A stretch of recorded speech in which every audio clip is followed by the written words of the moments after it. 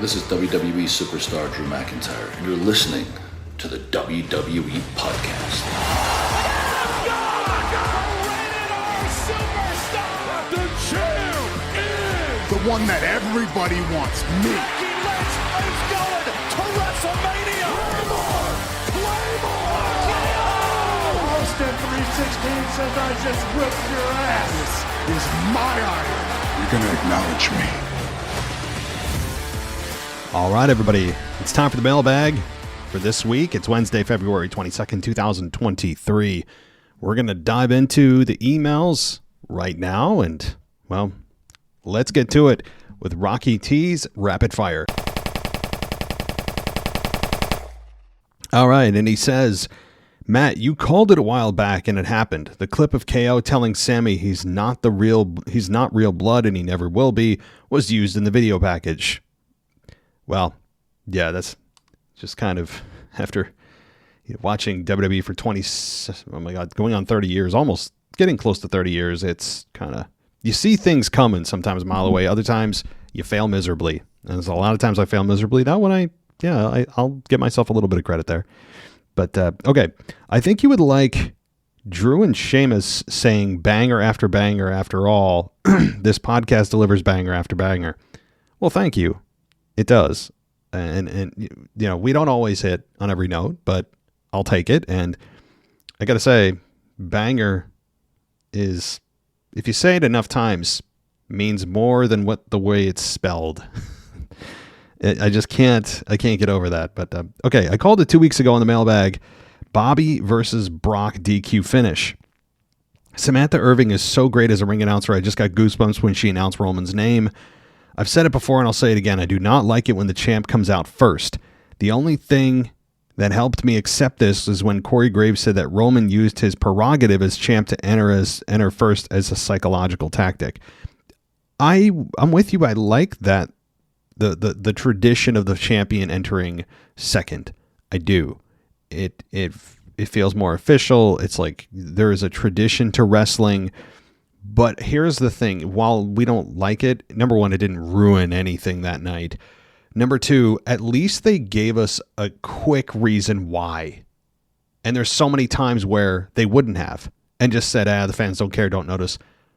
I appreciate them at least giving us something as to why that happened. That doesn't always happen. And as far as Samantha Irving goes, yeah, I have mixed feelings on her. I don't think I love her as much as you do. There is something to be said about like a Howard Finkel, and Tony Chimmel, the classics, right? And I'm not saying that women are inherently not good at ring announcing. There are. I mean, Lillian Garcia is one of the best of all time, but there's something about a big fight feel that doesn't feel right when it's not like Howard Finkel doing the announcing. But yeah, Samantha Irving, she's young. She wants to stick around.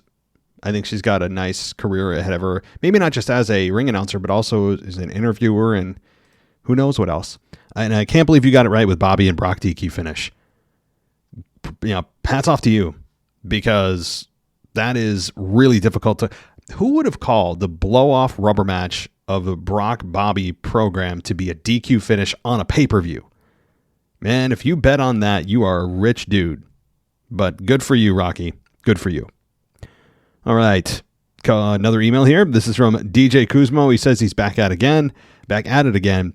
Number one, Montez Ford had a really impressive showing at the men's Elimination Chamber match in his first solo appearance at a pay-per-view. But where does he go from here? Seems like he had a concussion or injury during the Chamber. Well, I don't think that's legitimate. That was just the injury was a setup to get Logan Paul in the match, which doesn't really make sense considering he could have gotten into the cage, into the Chamber, anytime anyone gets eliminated, because they have to open the door to let that person out.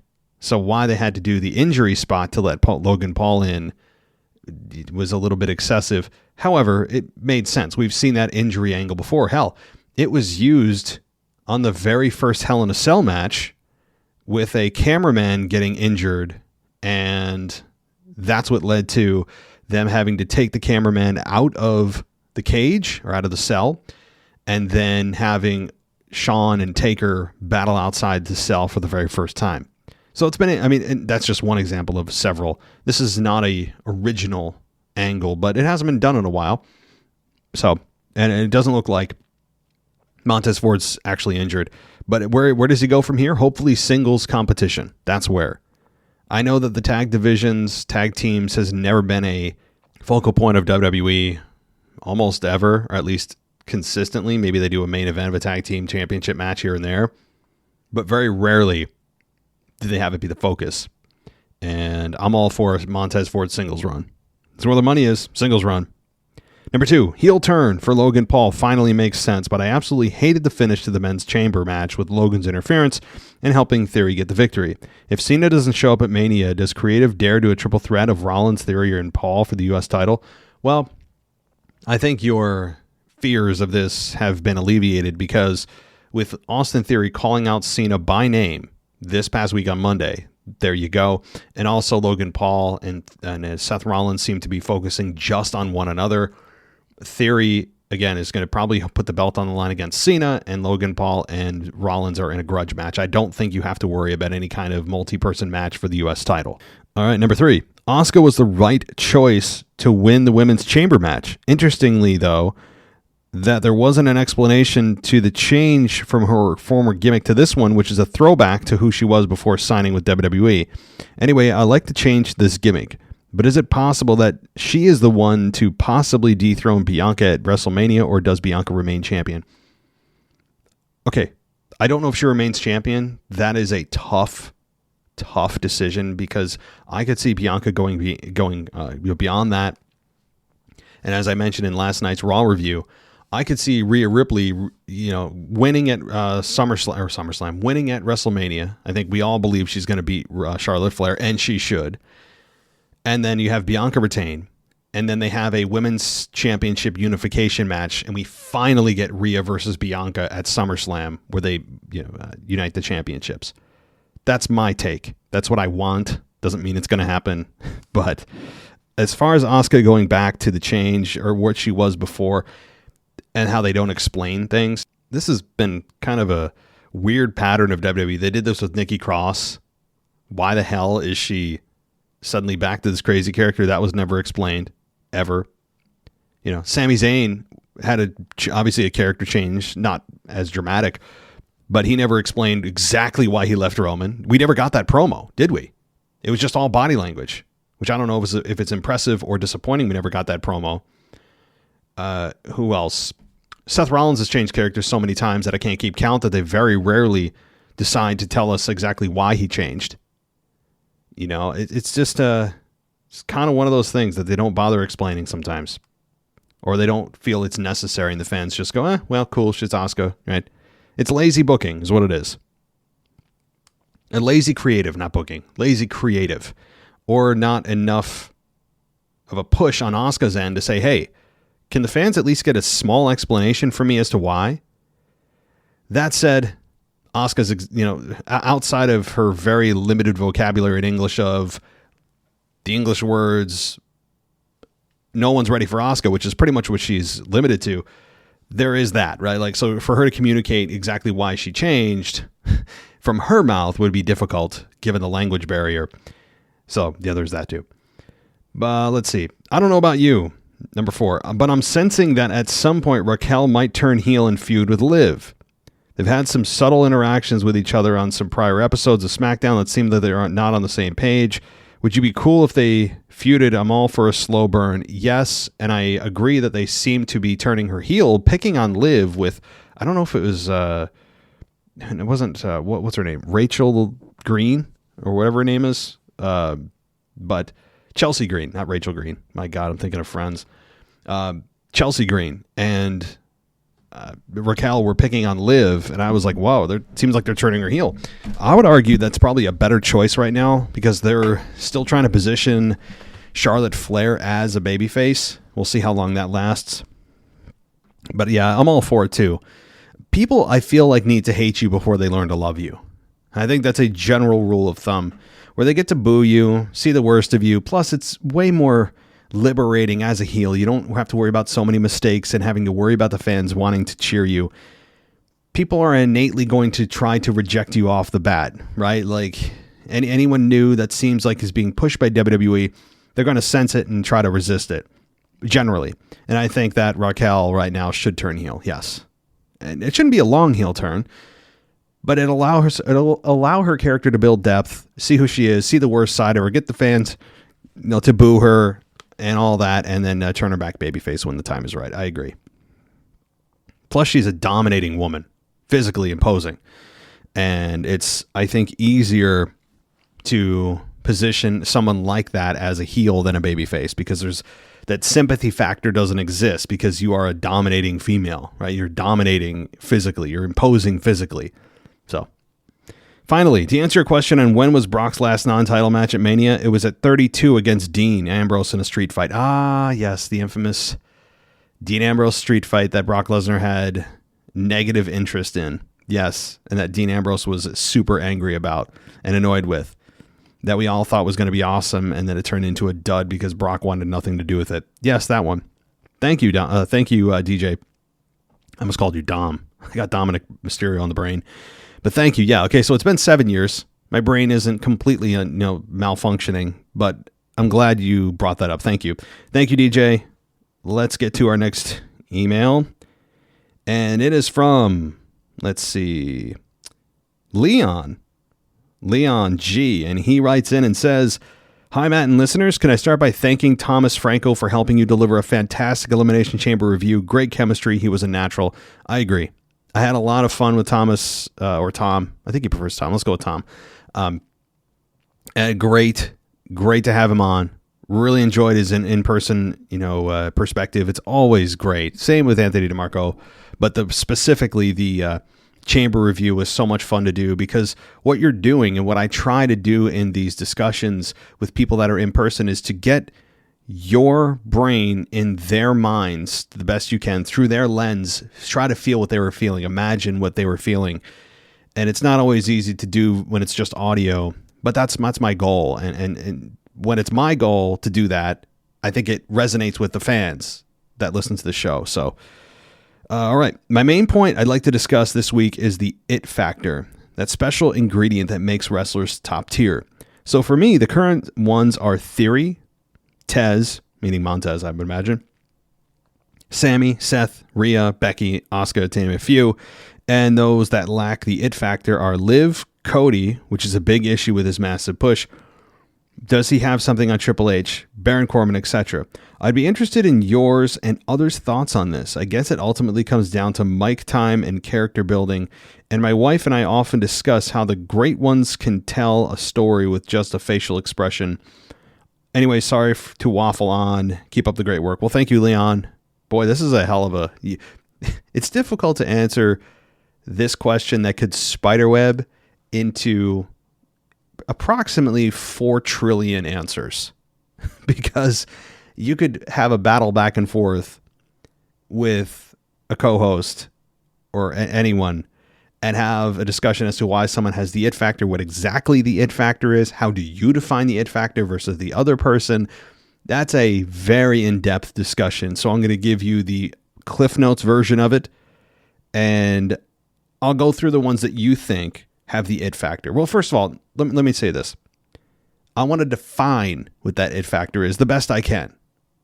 Those in the business that are actually wrestlers have problems defining the it factor. It is difficult to define. It's difficult to put your finger on. It is not a simple thing to identify, but when you see it, you know it. So what is the it factor to me? I mean, I define it as someone that commands your attention on television. Someone that you just look at and go, they've got a presence. That's mostly what I do. Even if they're in a garbage storyline or even if they have a bad character, the it factor can shine through and rise above that. You want a perfect example? Max Dupree, who now is known as LA Knight, but even as Max Dupree, I had never seen LA Knight, to be fair. I said, that guy's got something. He's got something there, and obviously he brought out LA Knight back from NXT, And I think he's a future world champion. Probably not this year, maybe in 2024. But yes, I would agree. Like, that Theory has it. Montez has it. Sammy, no question, has it and has had it forever. Seth, Rhea, Becky, Asuka. Yeah, I mean, I would argue Asuka doesn't. I don't know what it is about Asuka. She's an amazing athlete. And I think she tries to overcompensate with the fact that she can't communicate on the microphone, which is a massive negative outside of very, very limited phrasing that we've heard 4 million times. Asuka, to me, doesn't have it. She's successful, but I don't think she has it like a Rhea Ripley does, or even a Becky does. Asuka, and I guess this is a hot take of the week. I'm not super, like, I wouldn't go to an event and cheer for Asuka. I don't feel anything for her character, if that makes sense. Maybe that's another defining trait of what it is. Not only do they command your attention on television, and they have a presence, but they make you feel something. Beyond what the dialogue is, they have something to them that makes you feel. And Asuka doesn't make me feel anything. I mean, I see her and I go, that's just, it looks like she's just trying to overcompensate for her weaknesses with a bunch of crazy makeup and wacky faces and cartoonish movements and, like just her dancing moves and her laughing and everything else. To me, it's overcompensating for her massive character flaws that will continue to exist as long as she can't communicate with her audience. And I know verbal isn't the only way, but she's reached a ceiling, I think. I actually don't believe that, now that I'm thinking about that, Asuka is going to capture the belt against against Bianca at WrestleMania. I really wouldn't do it.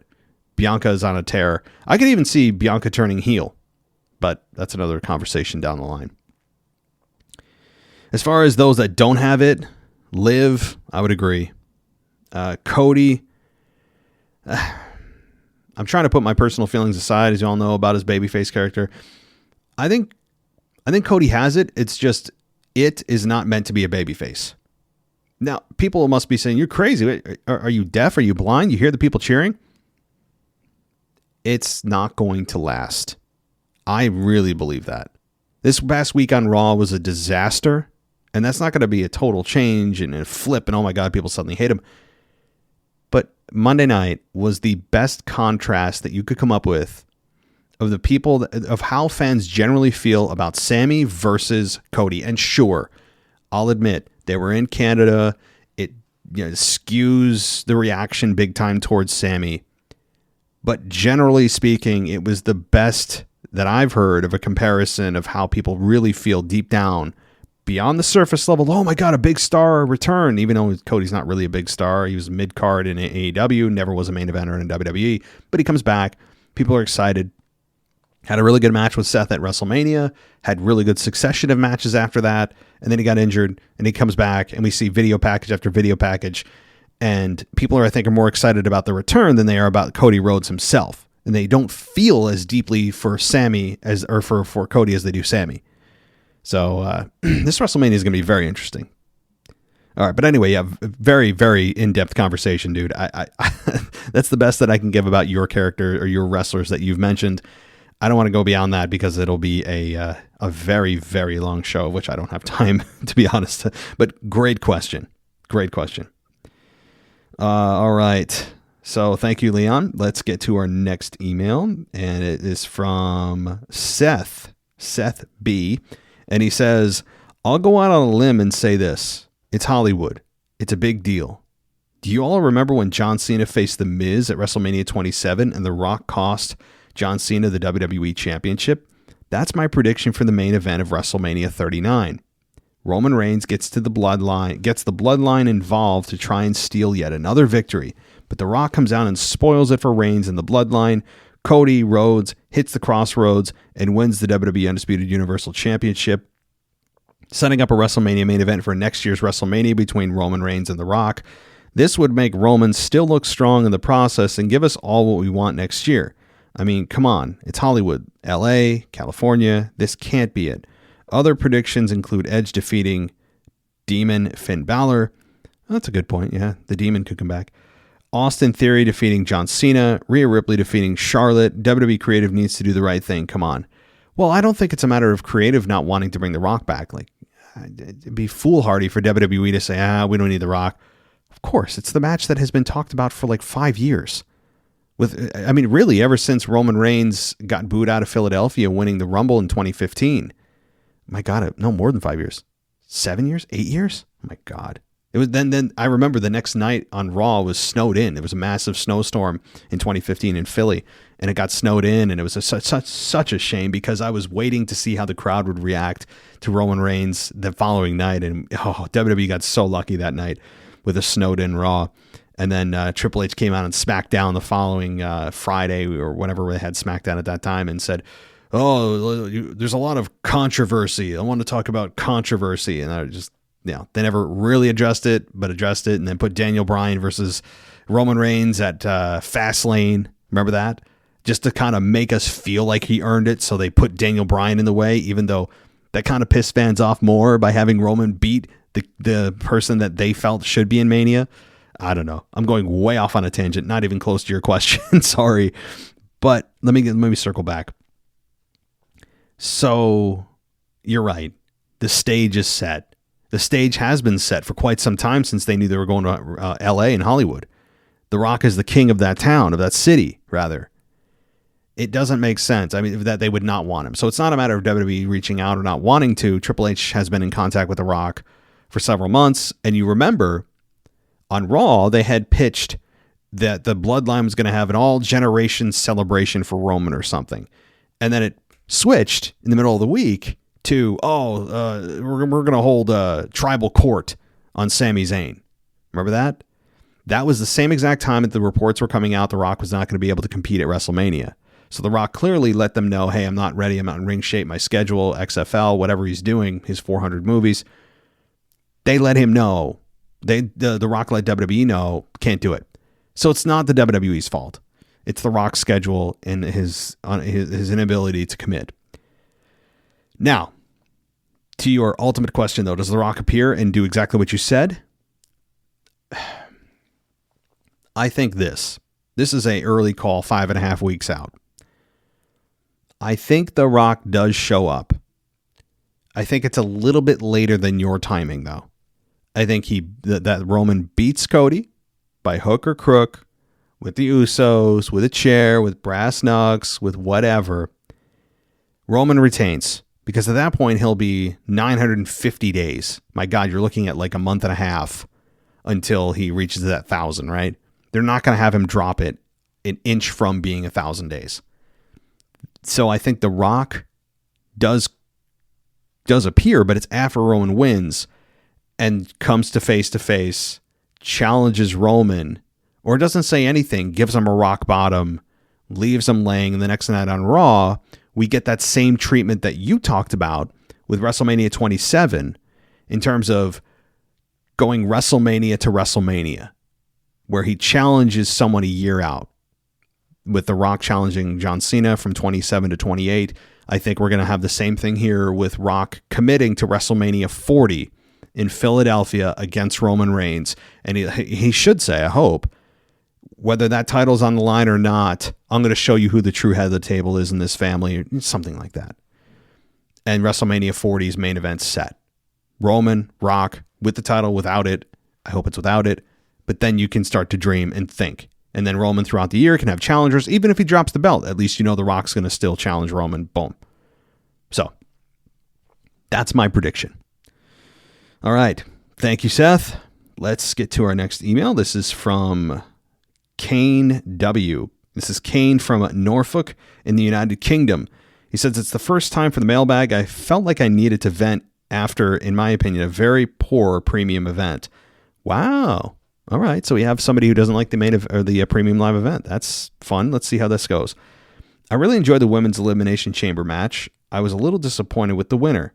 I don't like the fact that they went with Asuka because she is back with a new look. But do you think this could be a great match at Mania? Oh, absolutely. Did I say great storyline? No. Great match. The match to me is always secondary. It's much more superficial than a storyline that you can dissect and get emotional with. A match you can look at and it's kind of like a fireworks display. And kind of like a superficial, cool, oh, cool, yeah, wow, I'm into the match, but I don't really care who wins. That's kind of where a lot of wrestlers and matches are these days. But yeah, sure, they can have a great match, absolutely. Two professionals, hell yeah. I expect them to have a very good match, to great match. Is the storyline going to be good? Probably not. Because as I said, Asuka is very limited on the microphone. That's going to really hurt this story. All right. The match with Brock and Bobby. I was very disappointed with the DQ finish. I was annoyed at the time, but more annoyed looking back at how the following matches finished. Yeah, I mean, that was a lame ending. Lame. I agree.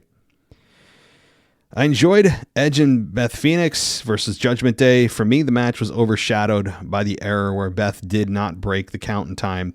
Edge did not lift the shoulder until after the ref had stopped the 3 count. However, the rest of the match was okay and it was a good outcome. Yeah, that was a bit of a blunder, right?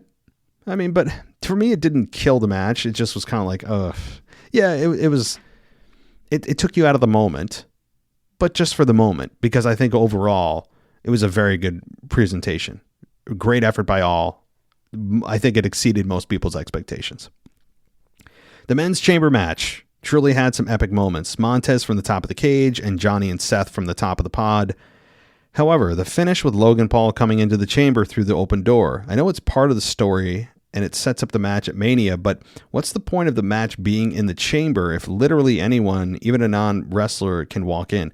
Well, I'd argue, what's the point of a steel cage match? What's the point of a Hell in a Cell match? What's the point of a Punjabi prison match?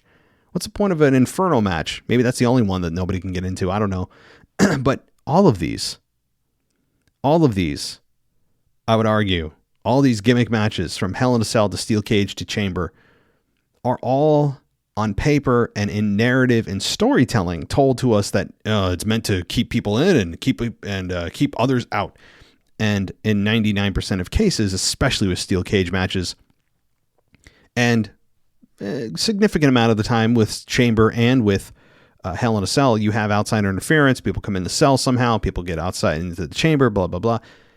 It's just kind of the way wrestling works. I mean, it does defeat the whole purpose, where anyone can walk in. It's no DQ. Blah blah blah. But that in one respect, it does lead to unpredictability, and this person can interfere, and that person can interfere, setting up a Mania match, and that's exactly what happened here with Paul and Seth. So I understand you're annoyed with it. It's something that's unfortunately just kind of part of the WWE fabric of how they book a lot of those matches that are told to us, well, this is the ultimate finish. This is the ultimate match. No one can get in, no one can get out, which is a bunch of nonsense. Lastly, the match between Sami and Roman. Going into the match, I knew Roman would retain the championship.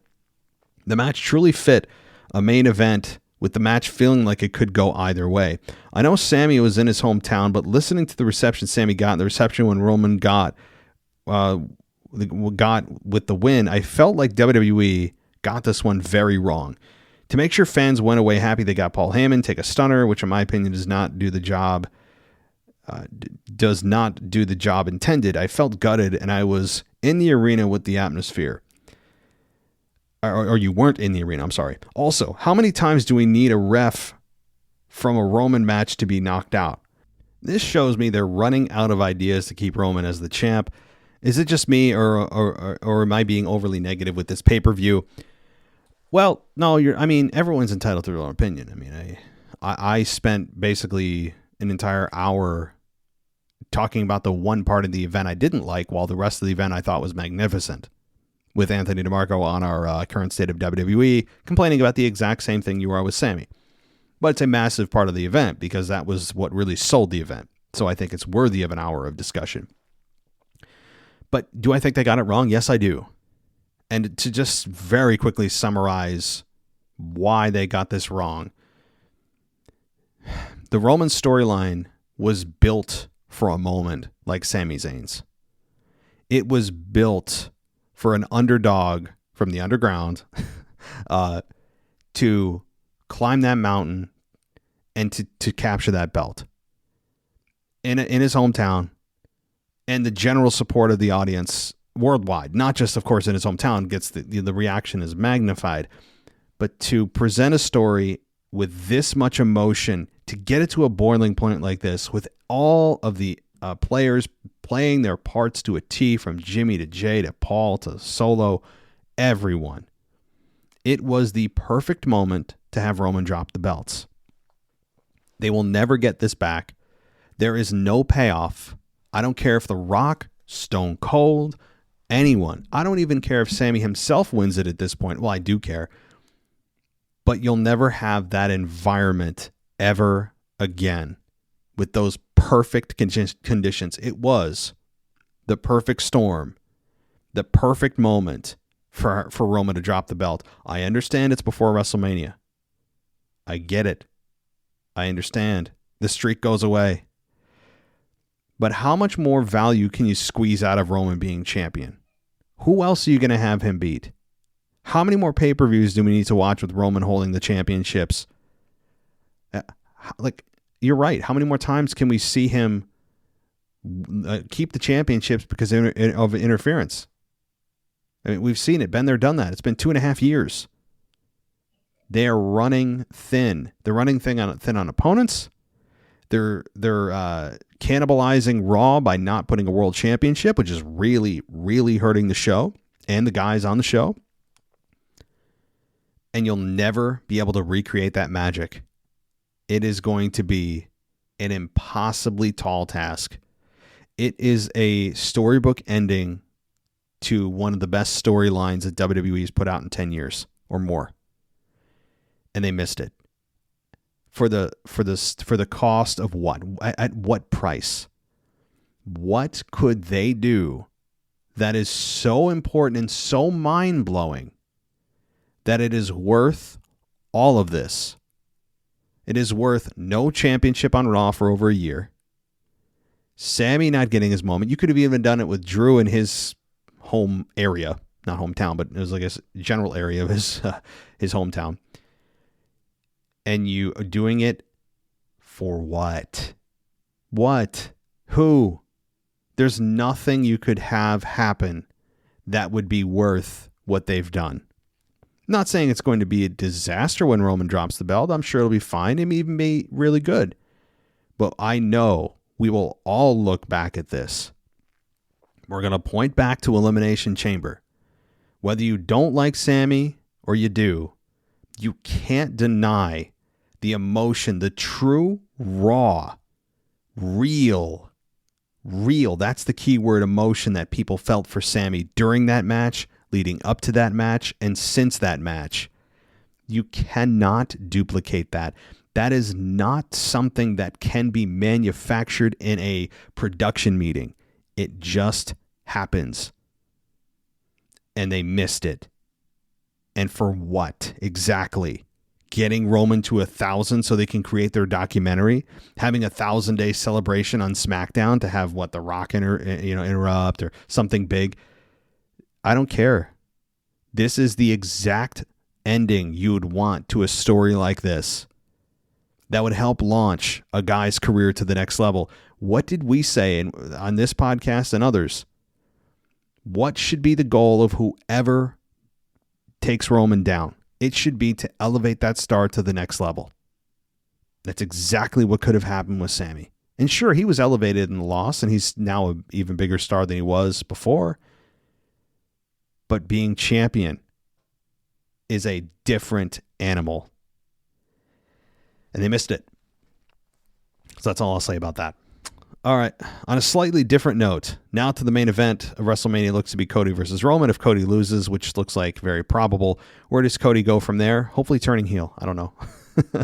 Yeah, I don't know. I haven't really thought past if Cody loses, what happens. I guess it would depend on how he lost. Maybe he loses from interference of someone not in the bloodline. What if Randy Orton comes back? RKO's Cody. There's history with those two. Why not? I think it's... how about that? I bet you no one's talking... I haven't heard anyone say that. Randy Orton comes back. RKO's Cody Rhodes, costs him the championship when the ref is down, and with those two having the history that they do, why not? It's not anyone in the bloodline. Maybe, I think what'll swerve people big time is somehow Cody gets a stipulation added to the WrestleMania main event of all members of the bloodline are banned. And you're thinking, oh, it's going to be one-on-one. There's no help. Nobody can help him. And if anyone does, the championship changes hands. That way you feel like Roman's hands are tied. And what happens? Someone that's not in the bloodline interferes on Roman's behalf. I'm getting this from, well, this happened several times throughout the years, but most notably, at least in my mind, is the Corporation back in the late 90s, where Austin and Vince had a cage match with the real steel cage. I'm not talking about the one they got now. It was like a thick steel blue cage at St. Valentine's Day Massacre in February of 99, leading into WrestleMania 15. And Vince promised that no member of the Corporation will interfere. And they didn't. It was the Big Show, known as Paul White when he debuted, that interfered on Vince's behalf. I think you could get away with it that way. So, I don't know. I'm going way off on a tangent. All right. So, I believe that does it for the emails here. And that means it is time. It's time. Not Vader time. But it's time for those voicemails, so let's get to that and see who's up first. Hello, WWE Podcast World. This is DJ Kuzmo back at it again on your Mailbag show. Recording to you live on a Wednesday morning. And let's get to your favorite show to come on every single week on the Mailbag. And that's right, let's get to the Veer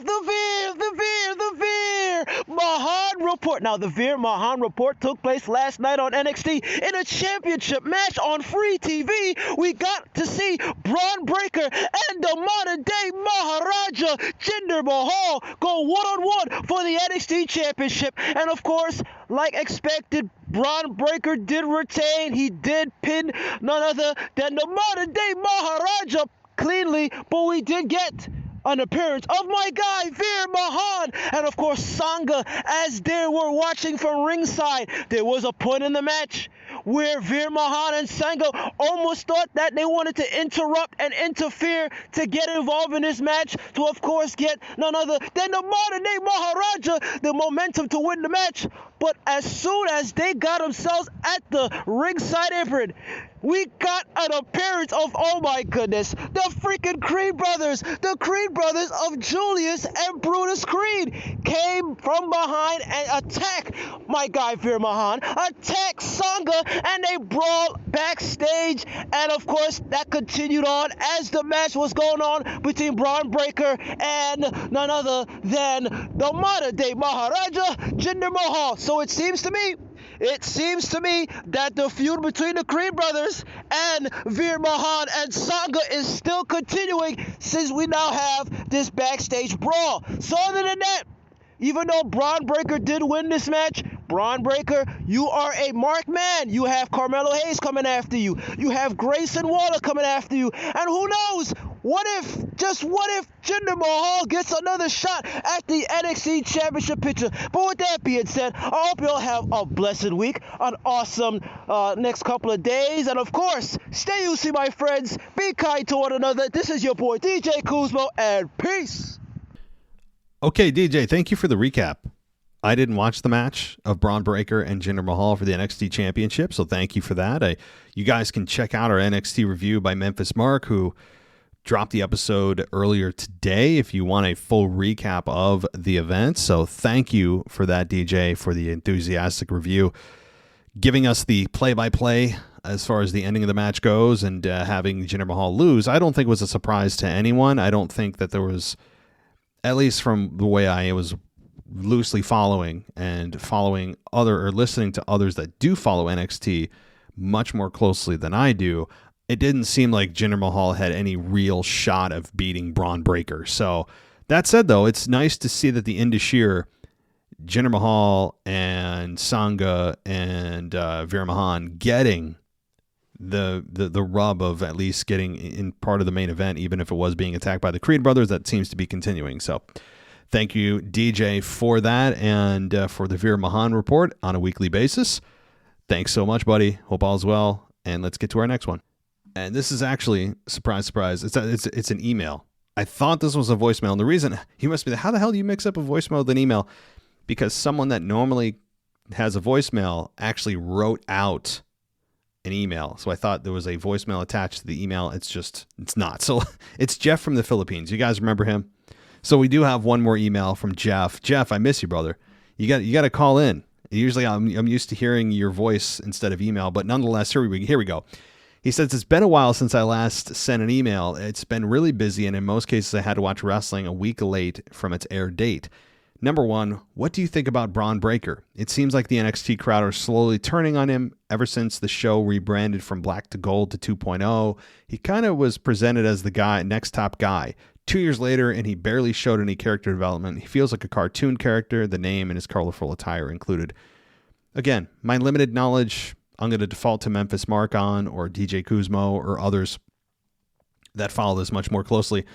That said, though, I have heard rumblings and have heard them for several months now that Braun Breaker is headed to the main roster, and it could happen as soon as after WrestleMania. Again, remember, after WrestleMania, especially the Monday Night Raw after WrestleMania and the Friday after WrestleMania with SmackDown, you get a lot of returns or you get a lot of call-ups from NXT. Now, it's not impossible if he's the NXT champion still to have him get called up. Certainly possible, plausible. We've seen it before. Kevin Owens debuted as the NXT champion against John Cena. So it's not impossible. So I think maybe that's what would help reinvigorate him. Number two, ever since AJ Styles got injured, I believe the Good Brothers weren't featured on television. Cody Rhodes could have them as his buddies because they are former members of the Bullet Club. There are also rumors that WWE is interested in Jay White, also a former leader of the said faction. He just lost to Eddie Kingston in a loser leaves New Japan Pro Wrestling match. Tony Khan is also interested in signing him. Yeah, I've heard about Jay White as well. I don't know if there's any serious talks about bringing him in, but I'm thinking with Triple H still in charge that there is that quote unquote forbidden door is much more open than it was with Vince. So sure. But as far as the Good Brothers, yeah, I mean, they kind of went AWOL. When AJ leaves, their leader leaves, they just got nothing for them. I mean, I got to say, they don't bring a whole lot of interest to a tag team division, even one that needs help. The Good Brothers, I think maybe it's a lack of mic time / character development. I don't know what it is. They got brought back. There was a nice little pop when they got brought back to WWE to help out AJ. And then they just kind of went, that's what they did. My awful sound effects. They just went, gone. They're not fired. They're still with WWE. But since AJ got injured, they just have been completely missing. And I don't think them being paired with Cody is a good idea, though, yet. Maybe they will back up Cody in a beatdown that the Bloodline will inevitably give Cody. I'm not saying it's not a good idea. I don't know how long AJ is going to be out. I guess that would be the determining factor to me. Number 3, and lastly, the Elimination Chamber main event is the scenario where I wish that it was only for the WWE Championship so Zayn could finally win a world title. They can have him win in controversial fashion, like Roman's foot is on the rope and the ref didn't see it. And that way, Roman's Universal title would still continue. The title reign would still continue. I know the U.S. title has been featured more prominently since the world titles are unified, but it's still difficult to accept when you have the WWE Championship becoming the secondary belt to the Universal. That's all for today. Have a great day. Well, thank you, Jeff. You as well. You don't need to try to convince me to split the belts. I've been on that bandwagon beating that drum for, my God, a year. So, yeah, I have no problem with that. It doesn't look like they're going to do that. They like Roman with both belts. He is the guy. There is no equal to Roman. I think that's the message, and they like the visual of Roman holding 2 belts. So, there's that. Thank you, Jeff. Now, let's get to, or rather continue with the voicemails, and let's see who's next up. Alex, the French guy here, your current European champion, will be defending this championship of the WWE podcast against Mr. Dennis McGinley at WrestleMania. That out of the way, I just watched Elimination Chamber this last nights, actually. I saw a lot of people saying that it was a very good show, the main event being what it is. To be very honest, I was not super pleased with the show as a whole. First, the Bobby Lashley and the Brock Lesnar is a waste of a storyline, because we all wanted that to see Bobby Lashley against Brock Lesnar, but the execution was really bad. The match was just F5, spears, hurt lock. I think I'm becoming a little bit more, I want more from wrestling. It's not about just like moves. It's alright if they're just doing 5 moves at best, but the storytelling was really bad, I think. The promos were alright in the weekly shows, but it was, I think, kind of a waste of a storyline, because the two had really good potential. But the only point that is really positive is now it is established that Bobby Lashley is built just as good as Brock Lesnar. So this is a good thing. About the main event, it's all right. I was 100% sure Sammy would not win the title. However, the match, I think a lot of you, especially you, Matt, you enjoyed the match because it was really good pace. For myself, I didn't enjoy it as much. I thought it was kind of really slow. I get the fact that they want to slow it down for the public in the events, at the events. But for me, as a viewer, it was really long to see them starting. The story told during the match was all right, but the Jey Uso thing is also very confusing, because at one point Jey Uso entered the rings, stand in between Roman Reigns and Sami Zayn, and then do nothing. I don't know, I get the point that they want to make him in between, but I think it was pretty much pointless. The pace of the match was too slow for me, and yeah, as a whole, I was not super satisfied with the show. With that out of the way, see you next week, guys. Okay, Alex, good to hear from you, buddy. You hold on to that championship. Look, I understand that you felt the match was slow. There's a couple reasons that you feel this way, I think. And number one, well, I don't know how long you've been watching wrestling. I really don't know. I'm going to assume it's anywhere between 5 and 10 years. It could be a lot more. It could be less. I don't know. But you've clearly been watching the current product for quite some time. And when you see the matches paced the way you do every day that you watch wrestling, I don't know if it's every day, but every time you watch wrestling, Mondays, Fridays, maybe Tuesdays for NXT, pay-per-views once a month on Saturdays. Maybe you watch other wrestling too, and AEW. The tempo of most matches in 2023 and 2022 and 2021 and 2020, etc., is almost in fast forward. That's been the norm of wrestling for a long time. It's more about spots and athleticism and gymnastics and that kind of stuff. There's been very little emphasis on selling. And I'm not saying you're wrong. It was a much slower paced match. Even at times I found myself getting impatient. But I think it's also because, number one, we've been conditioned to feel that this is a slower paced match. We've been conditioned to the type of match, the pacing of most matches we see on television shows for years. And it's sped up over the years. And that's normal. So it's become a normal thing. It's become a normal way to view wrestling matches. It's much more fast paced than we saw with Sami and Roman, right? So there's that. So by comparison, this was an extremely slow match. Absolutely. So I understand your frustration with it being slower, especially with the Jey incident and all that. It was like they did. I think at times it was even too slow for my taste, and I like slower paced matches. And I also think that there's another part to this in knowing that they knew that this is a moment. They knew this is going to be massive. This is going to live in WWE history, right? Even if Sami wasn't going to win, the crowd reaction was epic. It really made you just not even want to think about the pandemic era, right? With all the screens and the no fans and my God, remember all that? Makes you really appreciate the Sami Roman match to a very high level. But they knew they had time. They knew that they could take their time.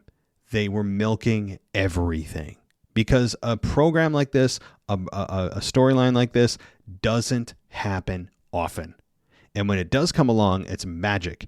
And they milk the magic for everything that it's worth. And I understand that.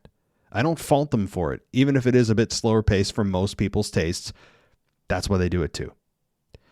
But as far as Bobby Lashley and Brock Lesnar, I would agree that was part of their goal with Brock, is to make it feel like Bobby is on his level and is one of his equals. And with Brock going to desperation mode, even Brock Lesnar couldn't break the Hurt Lock. That tells you, like that Hurt Lock is a formidable finish. That was the one good thing coming out of it, is it really elevated the finish of Bobby Lashley. So there is that. Hey, it's Kyle from Baltimore. So I wanted to talk about the Chamber, and I've got done listening to like a lot of reviews about the main event and the possibility heading into WrestleMania now. And I just listened to your review as well. Cody Rhodes and Roman Reigns as the main event of WrestleMania is not going to be a thing at all. So I'm not going to be all that interested. There is nothing they can do with Cody Rhodes and Roman Reigns from a story perspective after, especially what they did at the Chamber. And I've been saying this, well, not really here, but I've been on other shows too, when I called in on other shows talking about how people are defending this to say it's going to be Cody Rhodes and Roman Reigns, and that's it.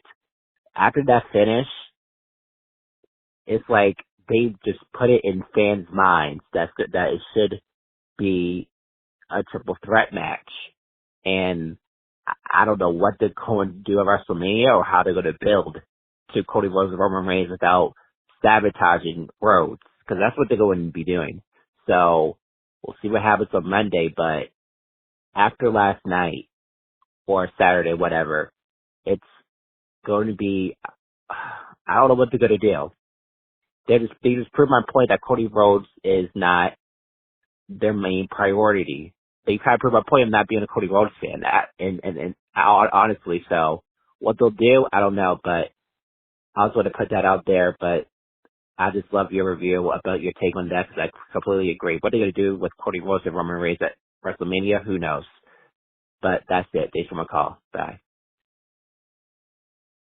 Hey, Kyle. So, yeah, I mean, things remain to be seen, but if you saw Raw, you kind of saw what direction they're going. It's the direction that we all thought they were going to go 4 months ago, right? Like, you have Sami Zayn loses at Chamber, and then Kevin Owens and Sami Zayn team up. Now, we didn't get the team up of Kevin Owens and Sami yet. That's part of the story. Will lead to that reunification of the friendship and all that.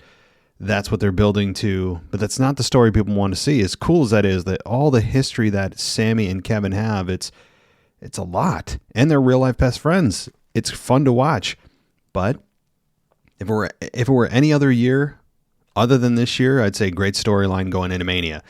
But this year, when you tease Cody Rhodes in the main event, you talk about it on Raw, multiple segments about it. Cody and Sami come face to face, and then you keep him out of the main event.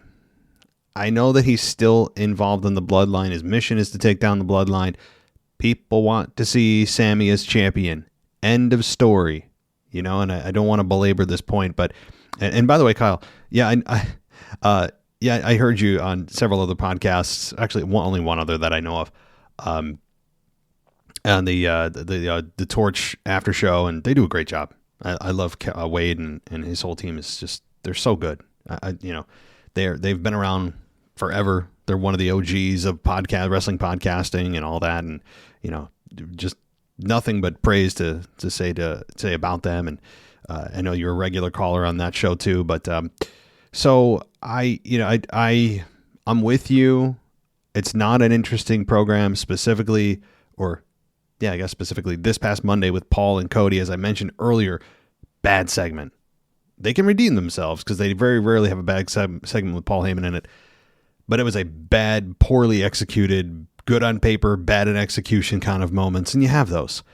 They can get back on track but there's no denying it. There's a chance, strong chance, that come WrestleMania, if Sami Zayn isn't in the main event, and it looks like he's not going to be, that the fans outright reject the main event. A chance. Not saying it's a significant one, but there's a chance there. Especially if the trend of last week's Monday Night Raw continues. So, thanks, Kyle. Let's get to our next voicemail. Oh, hey, Matt, it's Bevan here. I tried calling earlier. I think the line dropped out. Anyway, I watched the Elimination Chamber. I thought it was great. There was some such sick moves in the chamber. But yeah, that was great. And I got sucked in. I really thought Sammy was going to do it. I'm starting to believe. And then right at the end, like, oh, damn. But man, that Montreal crowd, they just went off. They made it. They just made it so electric. I think they were definitely the MVP of the night, I reckon. But I wanted to actually speak about Baron Corbin because I just can't get the guy. I mean, I think it all went wrong when he had that unsuccessful cash-in, when he had the Money in the Bank briefcase. A good few years ago now. And he just hasn't seemed to have any traction. He's got the best finishing move. No one kicks out of it. I think only Drew McIntyre kicked out of it. The End of Days, I think. And he's got the Deep Six as well, which just looks awesome. So my question is, like, what would you do with him? What can we do with this guy? I mean, can he resurrect? If you had any ideas, what do you think you would do? Also, I also like your as many questions as I do have. I think it's fair that we will restrict our questions to one, and allow everyone else to have a go as well. So anyway, loving your show. Take care. Bye bye. Bevan, so glad you're back on the regular voicemail train. Good to hear from you. Baron Corbin. Yeah, things kind of did take a turn after his failed cash-in with the Money in the Bank briefcase several years ago. Here's what I would do with him. Go back to what worked. What worked? The Lone Wolf? No. Constable Corbin? No. King Corbin? No. The modern day wrestling god? No. No, none of that. None of the Lone Wolf stuff. No. Bum ass Corbin. That's what I want. And I've pitched this shortly after he became rich again and was with Madcap Moss and all that. He was Happy Corbin. I pitched that somebody should come out and claim that he hasn't paid his taxes on his winnings. And that if he didn't pay his taxes, he was going to go bankrupt again. And he doesn't pay his taxes on his winnings in Vegas, and now he is poor again. I want to bring back the ketchup stained shirt. Now, is that a long-term solution for him? No, but it's the best version of him. And you could get him back to being, actually, that would turn him babyface. How about a babyface Baron Corbin? That's what I would do with him, with the bum-ass gimmick. People love that. Bring it back. He didn't pay his taxes. That's how you get there. Bam, you're in. That's what I would do. And see what a babyface Corbin looks like.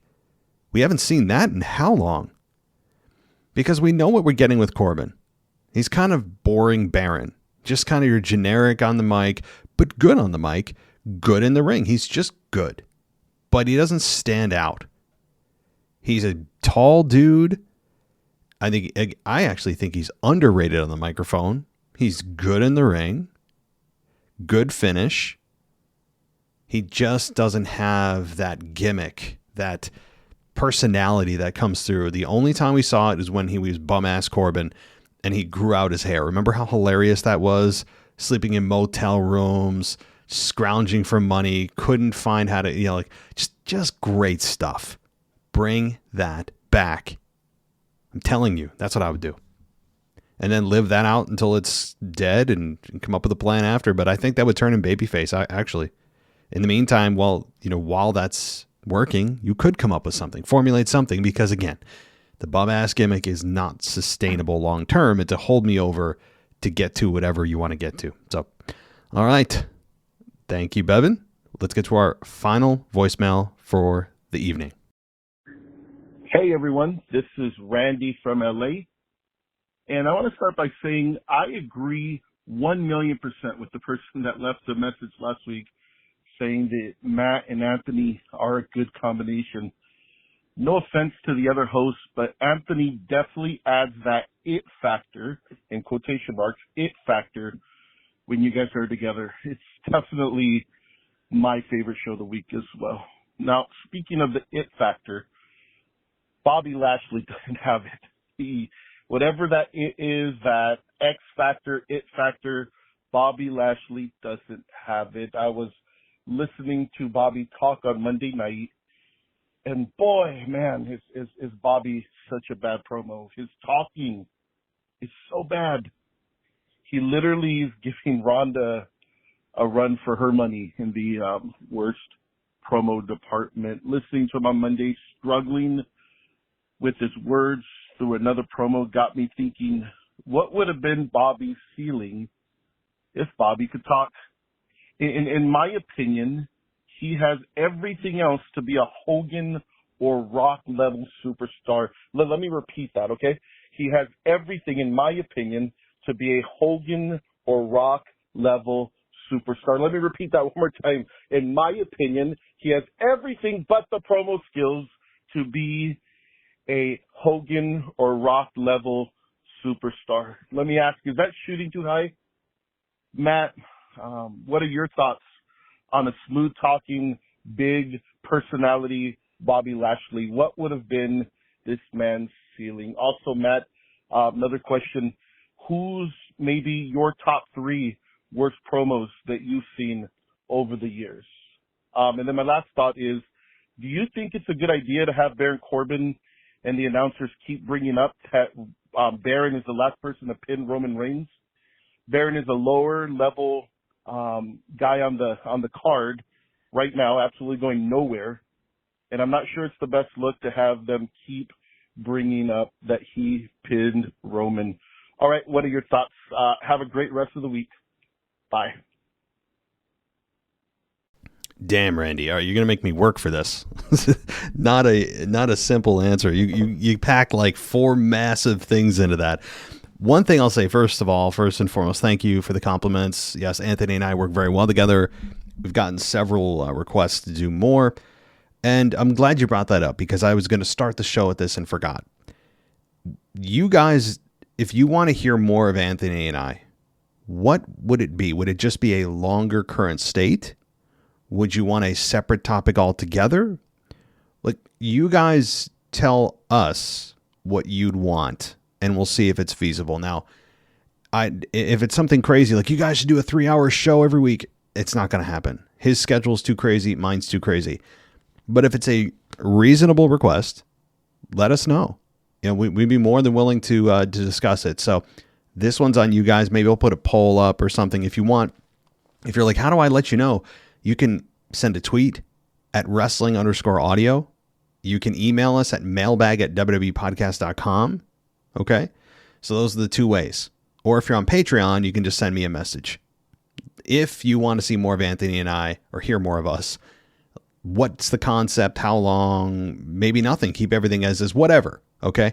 But I'm going to leave that up to the listeners to decide and come up with a majority vote rather.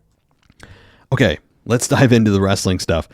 Bobby Lashley doesn't have it. It's so funny that we're bringing up the it thing. I talked about that earlier in the show. Somebody asked about the it, who has the it. I would agree Lashley doesn't have it. Now, it's funny to say that given the longevity of his career, how many championships he's won, that kind of thing. Lashley's got the look. Certainly got the look. He's got the Vince McMahon wet dream look. He's got the clearly the personality in terms of, or rather temperament to be in the business, right?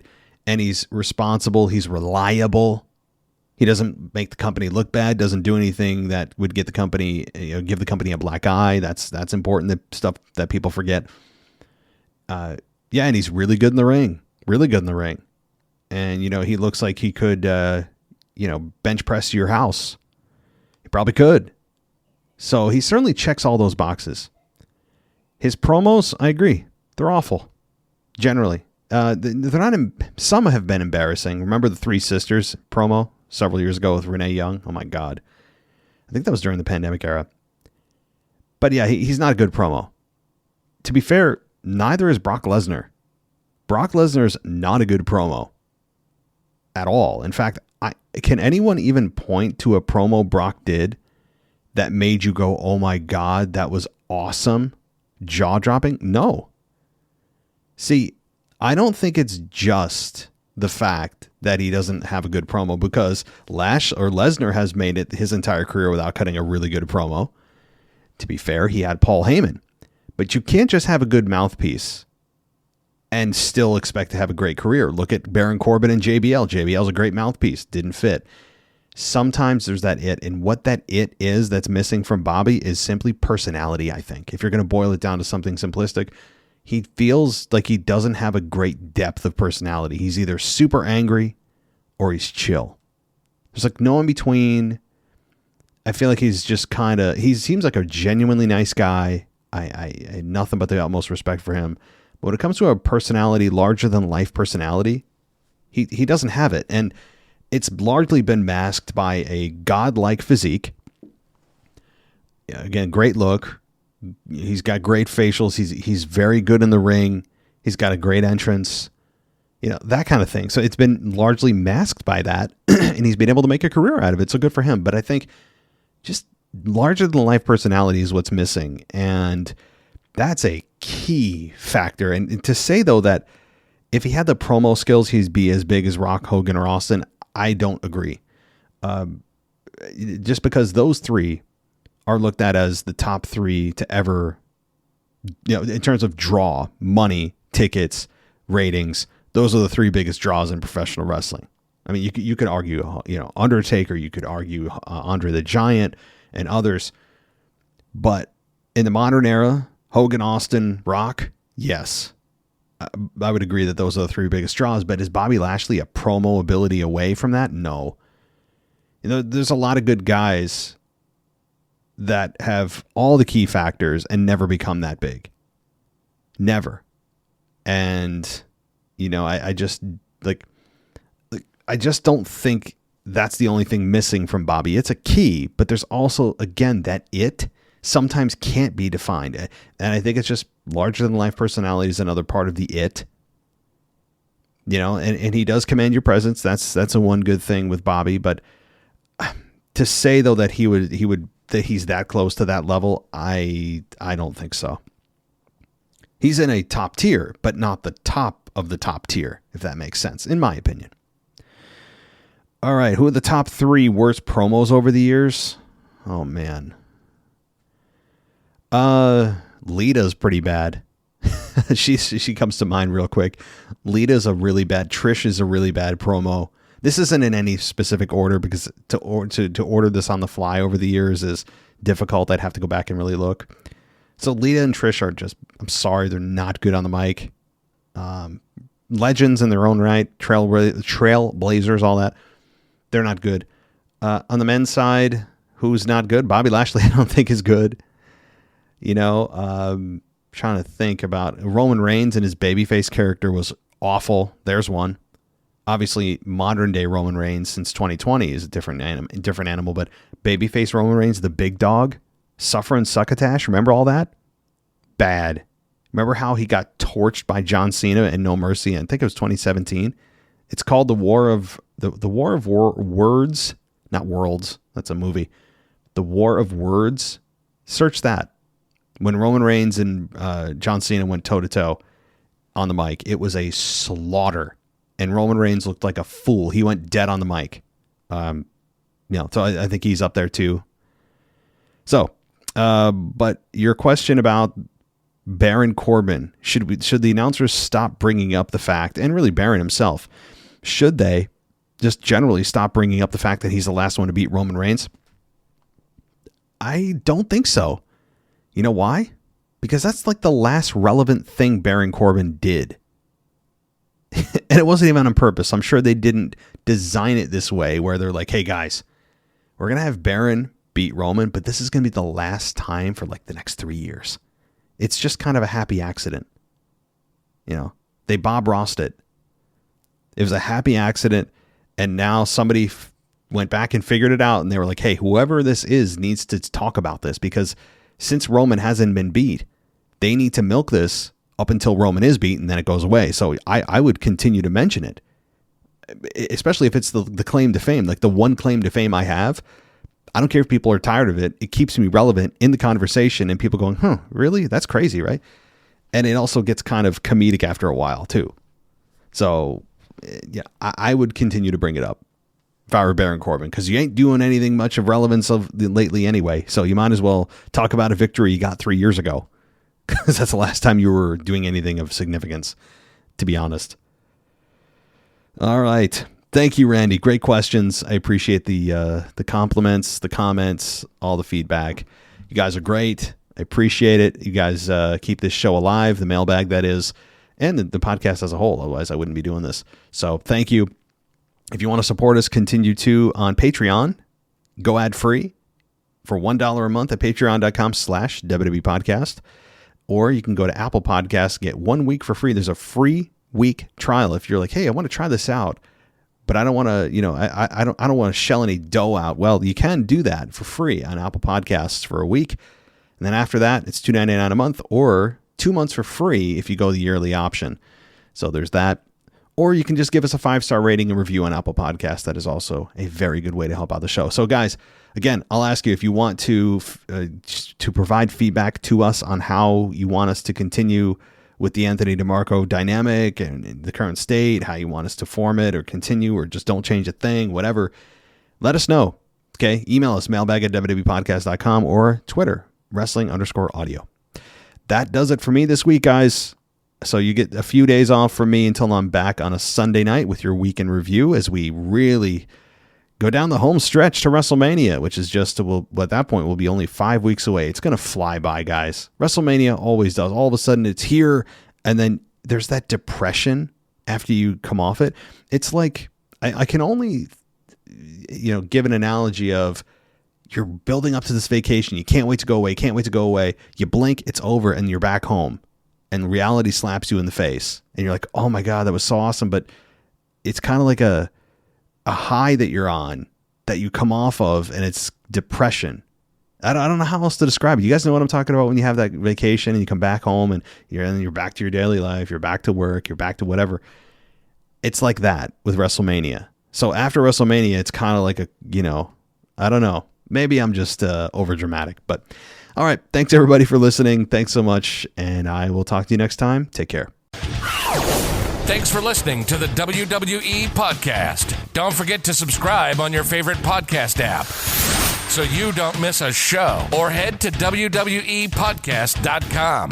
And for all of these shows ad-free, head over to patreon.com/WWE Podcast. Until then, we'll see you next time.